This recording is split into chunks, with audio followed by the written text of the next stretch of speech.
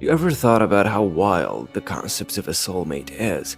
That out of 8 billion people, there's exactly one person who's your perfect match, that somehow the universe played cosmic Tinder and swiped right on one person just for you? Well, it's true. Your soulmate exists, probably stuck in traffic questioning their life choices, and just as miserable as you, at least you're suffering together, just separately. Now, I'm not saying it never happens. Some people win the lottery, and some people somewhere probably found their true soulmate. And statistically speaking, it's not you. Here's the truth, love is mostly convenient proximity. The way we meet the one is suspiciously mundane. We both reached for the same overpriced coffee. Our fingers touched. Then we reached for the same overpriced lawyer after years of realizing that it's too late to realize anything. If soulmates were real, you'd expect at least one story that starts with "had to cross 3 continents, decipher an ancient prophecy, and battle a dragon before I found them."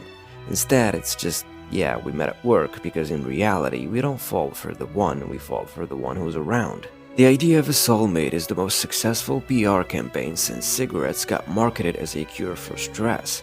Why do you think the phrase "everyone is special" is only used by the ones selling self-help books? At least old-time philosophers gave you existential crisis for free. Modern rom-coms and media are partially to blame. Hollywood aggressively pushes the idea that love is effortless when it's true, reinforcing unrealistic expectations. Love is work, so if you're seeking something effortless, might I suggest nihilism instead? Simone de Beauvoir, feminist icon and professional debunker of romantic nonsense, had some thoughts on this. And no, she didn't believe in soulmates, she believed in freedom. She argued that love shouldn't be about finding someone to complete you, but rather about two independent people choosing each other, fully aware that they don't need each other to exist. However, modern dating be like, if they don't text back within 10 minutes, I'll file a missing person report. So let's rip the soulmate myth apart the Beauvoir style. When people believe they're fated to be together, they stop questioning the dynamics of their relationship. Suddenly, compromises are made consciously, they're made because that's just how love works.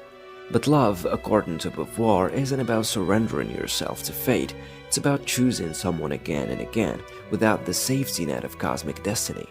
The Beauvoir saw traditional love as a way society kept individuals subordinate.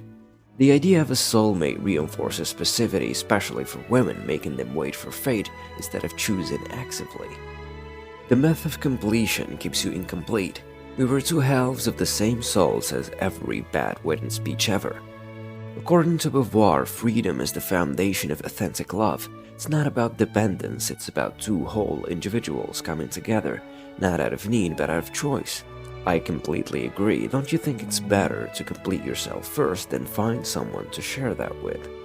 Or, die alone, but at least then it's on your own terms.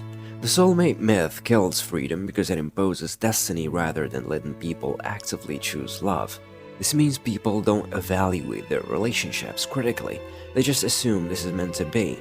That's dangerous because it stops them from questioning toxic dynamics. De Beauvoir was big on bad faith. Yes, that's Jean-Paul Sartre's idea of acting as if you are not independent to make choices, and deceiving oneself to avoid the anxiety of true freedom. The takeaway here is that love thrives on choice, not fate, because yeah, you guessed it, the soulmate myth is just emotional laziness. So no, you don't have a soulmate, but that's actually good news because it means your happiness isn't waiting on fate, it's in your hands. Or, just keep believing in soulmates and let disappointment slowly crush you. Your call. What else can signify the restless agony of a soul deceived? Told it was sundered before birth, cast adrift, fated to wander until it finds its missing half. What madness, what cunning cruelty for what is this myth but a golden chain, binding the spirit in longing, making it weak with expectation.